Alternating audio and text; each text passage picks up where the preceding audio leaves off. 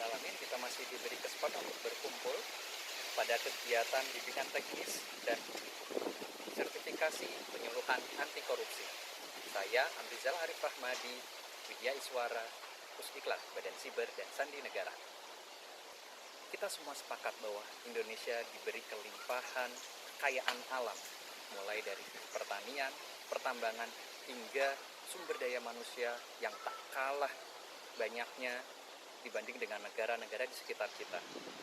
Namun, apakah kekayaan yang ada sudah cukup untuk membawa negara Indonesia menjadi negara yang makmur, rakyat yang sejahtera? Jika kita lihat menggunakan kata data, indeks kemakmuran Indonesia di ASEAN menempati urutan kelima setelah Singapura, Malaysia, Thailand, dan Vietnam. Indonesia hanya menang atas Filipina, Laos, dan Kamboja. Lalu apa penyebabnya? Jika kita bandingkan dengan data Transparansi Internasional, dinyatakan bahwa indeks persepsi korupsi Indonesia menempati peringkat ke-85 di dunia, jauh di bawah Singapura yang menempati peringkat 4 di dunia, serta Malaysia dengan peringkat 51 di dunia. Namun, terdapat hal yang aneh untuk dua negara berikut, yakni Thailand yang menempati peringkat 101 dunia dan Vietnam yang menduduki peringkat 96 dunia. Bagaimana bisa dua negara dengan indeks persepsi korupsi yang jauh di bawah Indonesia tetapi memiliki indeks kemakmuran yang di atas Indonesia? Hal ini dapat terlihat bahwa indeks korupsi pada negara dengan kekayaan alam yang besar ternyata berdampak besar terhadap kemakmuran rakyatnya. Korupsi dapat terjadi karena adanya faktor internal, baik itu dari niatan pribadi, serta faktor eksternal dari lemahnya sistem ataupun dari budaya koruptif di sekitar kita. Pribadi yang kurang bersyukur menjadikan diri yang haus akan harta, sehingga tanpa disadari kita sudah berada di tengah-tengah perilaku yang koruptif.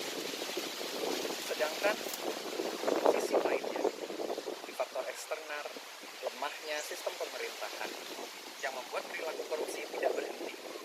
Ringannya masa hukuman penjara, pengembalian kerugian negara, remisi yang diberikan, hingga diperbolehkannya mantan napi korupsi menjabat kembali serta mengajukan diri untuk pemilihan kepala daerah maupun legislatif menunjukkan betapa permisifnya negeri ini terhadap perilaku korupsi.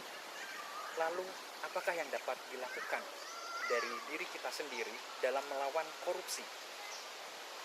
Kita dapat memulai dengan menjaga diri, dengan berkata jujur apa adanya, bekerja keras dalam meraih suatu tujuan, bergaya hidup sederhana sesuai kemampuan, memupuk sikap disiplin dan mandiri, menjaga sikap adil dan bertanggung jawab, serta berani berbuat dengan kepercayaan diri. Dan pada akhirnya, jika kita mengingat kembali bahwa setiap orang akan dimintai pertanggungjawabannya, tidak hanya di dunia ini, bahwa setiap perbuatan akan memanggil seluruh alam untuk mengembalikan karma atas suatu perbuatannya, baik terhadap diri sendiri maupun orang lain.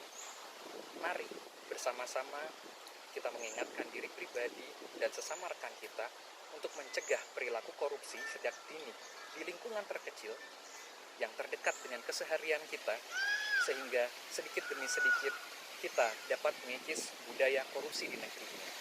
Tetap semangat, jaga kesehatan, dan salam integritas.